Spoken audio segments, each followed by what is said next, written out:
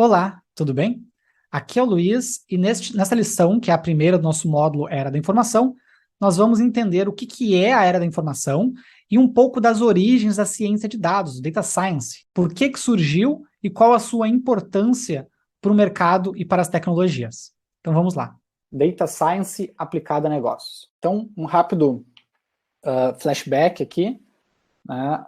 A gente já falou em várias aulas sobre isso, né? Eu gosto sempre de trazer um pouquinho do que veio lá de trás e que nos trouxe até onde estamos hoje, né? Na década de 50, né, os computadores são da década de 40, na década de 50 eles começaram a ser comercializados numa escala um pouco maior, né, ainda uso militar e acadêmico, e especificamente em 56, né, a gente teve uma grande evolução que surgiu o primeiro computador com HD, né, com disco rígido. Até então, acho que eu já mencionei para vocês em aulas anteriores, os computadores, a gente usava eles, fazia cálculos pura e simplesmente, obtinha o resultado e era isso, né? Ele não armazenava nenhuma informação. Ele processava os inputs, gerava output e acabou. Então, em 56, né, a IBM lançou esse 305 Hamac, o primeiro computador com HD. O que aparece na foto ali não é o computador, é o HD do computador, tá? Aquele HD ali da foto, ele pesava 1 tonelada e tinha capacidade para 5 MB de memória. Então, isso mostra o quanto avançou, né, de lá para cá, né, a arquitetura computacional, nos recursos computacionais. Tá? Era um armário só o HD, né, o computador mesmo todo eram vários armários. Na década de 70, já se começou a miniaturizar mais os HDs, então notem ali que na foto a gente tem um HD também, né, ainda grande, né, mas já eram HDs, se não me engano, nessa década, foi quando se rompeu a barreira do 1 GB, né, quando se chegou a conseguir ter 1 GB de espaço em disco, os HDs ainda eram muito grandes e muito caros. Com esses HDs maiores, aí na casa, né, finalmente dos gigabytes, se conseguiu, né, também evoluir os softwares de armazenamento. Eu mencionei isso também em algumas aulas atrás, né, que foi nessa década aí que surgiu os sistemas gerenciadores de bancos de dados. Porque imagina que até então eu até podia armazenar dados, mas pensem num grande TXT, assim, num arquivo de texto. Né? Eu jogava os dados lá dentro, para depois procurar as coisas era muito manual, até se criou, logo depois, ali no início dessa década também, final da década passada, se criou os primeiros sistemas operacionais, que daí tinham estruturas de pastas, não era visual, né, mas tinha estrutura de diretórios, era tudo via terminal, né, e já dava para organizar um pouco melhor a informação. Mas com o surgimento dos bancos de dados, que a gente realmente pôde criar aplicações em escala empresarial, onde a gente pudesse armazenar, por exemplo, os dados dos nossos clientes, e depois facilmente encontrar esses clientes. É como se eu saísse de um monte de pastas com arquivos, né, dentro delas, para uma barra de pesquisa como o Google, que eu escrevo e acho as coisas. Então, aqui, os sistemas gerenciadores de banco de dados permitiram isso, que a gente conseguisse, além de armazenar grande quantidade de dados, conseguisse consultar isso de maneira simples, e também que vários usuários ou aplicações pudessem se conectar no mesmo servidor, né, na mesma base de dados. Tá? Então, essa foi uma grande evolução na época, e que, quando a gente fala de data science e big data, né, a gente está falando, basicamente, né, na sua essência, de dados armazenados, né, de muitos dados armazenados. Então, a gente viu também em aulas passadas que, entre 70 e 80, começou a revolução do computador pessoal, né, com Apple e Microsoft. E entre a década de 80 e 90, né, o avanço das redes de computadores, né, através do uso de modems cada vez menores e mais sofisticados. Tá? Por que eu estou falando aqui de modem novamente? Porque foi através do advento da internet que a gente conseguiu trocar cada vez mais informação, e daí estimulou, por sua vez, também a criação de armazenamentos cada vez maiores e mais sofisticados para guardar essa informação. Então, hoje em dia, tranquilamente, aí quem tem plano de dados sabe, né, tranquilamente tu trafega num dia, né, centenas de megabytes ou até às vezes gigabytes num único dia, né, de tanta informação que a gente manda para lá e para cá, informação de mensagens, de imagens, voz, né, de áudio, de vídeo e assim por diante. Então, muito dessa era da informação que a gente vive se deve ao avanço das redes de computadores conectadas nesses armazenamentos na nuvem, né, nos data centers. Eu trouxe um videozinho aqui que a gente só vai ver 2 minutinhos dele, né, que acredito que todo mundo tenha pego, aqui, todo mundo que está na sala tem apego, como eram os modems discados aí na década de 90, né, fazia aquele barulhinho engraçado e tal.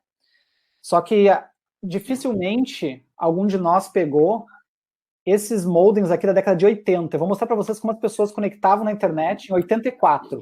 Tá? Talvez alguém tenha pego essa época aqui, tá? Eu não peguei. Mas esse vídeo é interessante, que ele é um vídeo em inglês, né, lá na Inglaterra. Não importa muito o que eles vão falar ali, eu explico para vocês, não tem problema nenhum. Mas ele mostra, né, uma família que adquiriu um modem e se conectou na internet. E daí eles mostram como era fácil, né, se conectar à internet. Então é bem curioso. Vamos ver só 2 minutinhos dele.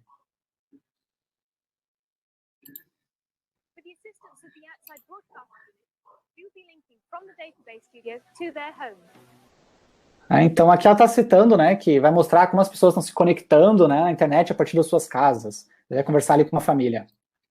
Green and Julian, welcome to Database. Hello, Jane. Hello, Jane. Julian, I see you have your computer linked to the telephone line. Can you tell us how you did that? Yes. Ela pergunta ali, eu vejo que vocês têm um computador, olha o computador. Né? Quem não entendeu, aquela TV ali é o computador. Né? Eu vejo que vocês têm um computador conectado numa linha telefônica. Como vocês fizeram isso? Então aqui vocês veem o telefone, acho que todo mundo conheceu, né? Esses telefones que eram aqueles de discar, né? Que tu tinha que girar ali o discador. O computador aqui, a tela, né? O teclado. E na direita aqui, isso aqui é o modem, tá? Eles vão usar agora na sequência, vou mostrar para vocês como é simples. It's very simple, really. The telephone is connected to the telephone network with a British Telecom plug. Então o telefone ali é telefônico conectado no plug normal, né? And I simply remove the telephone jack from the telecom socket and plug it into this box here, the modem. I then take another wire from the modem and plug it in where the telephone was. Então não muito diferente do que talvez vocês já tenham visto, quem viveu a internet nos anos 90, né? Plugava a linha telefônica ali no modem e o cabo do modem na linha telefônica, né? Então passava ali por dentro dele. And we're ready to go. The computer asked me if I want to log on, and it's now telling me to phone up the main Presto computer, which I will now do. Então, né, o computador esperava a conexão e agora ele vai discar, né, para o provedor de internet para poder se conectar. Né? It's a very simple connection to make. Extremely simple. Extremamente simples. I can actually leave the modem plugged in once it's done that without affecting the telephone. I'm now waiting for Quando dá sinal, ele troca uma chavezinha no modem e daí ele está conectado na internet.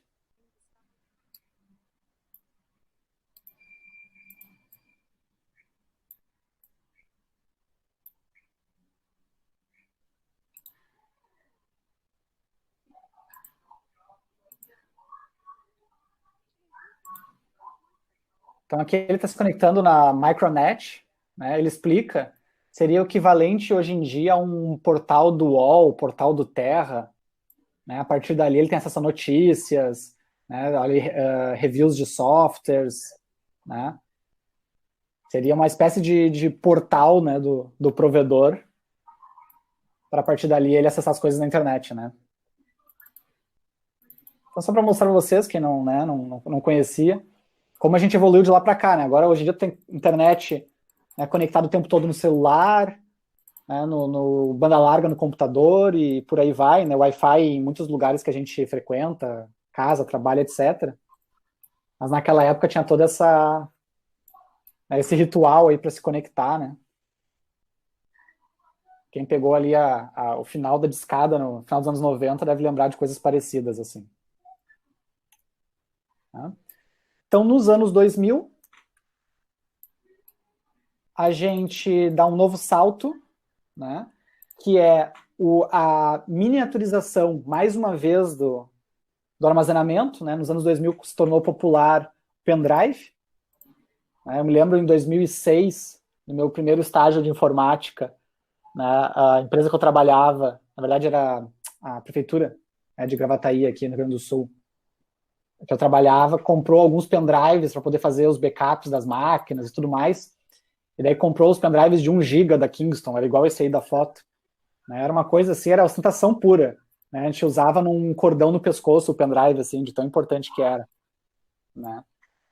E também nessa época, no início dos anos 2000, foi quando surgiu quando popularizou a banda larga, né?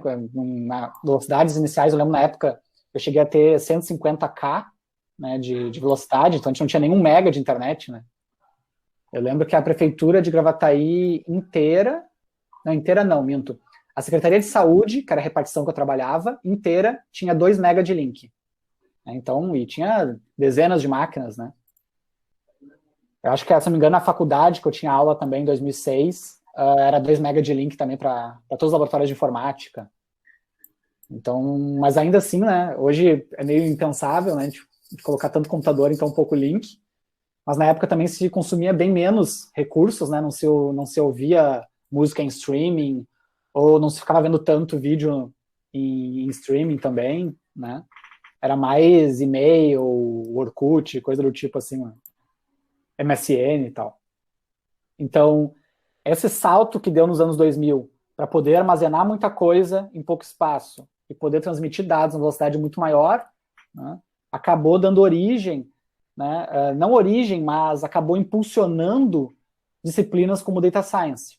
Entendido, então, a origem da quantidade absurda que a gente tem de dados hoje em dia, né, o quanto a tecnologia evoluiu para suportar ou até mesmo para permitir que isso existisse, na próxima lição a gente entra em o que é Data Science, ciência de dados, né, antes de entrar em algumas técnicas aí bem famosas que eu acho que vale a pena serem abordadas aqui no curso, mesmo que de maneira teórica, porque de fato na prática tem pessoal fazendo mestrado e doutorado sobre esses assuntos, não são coisas simples. Então, até lá!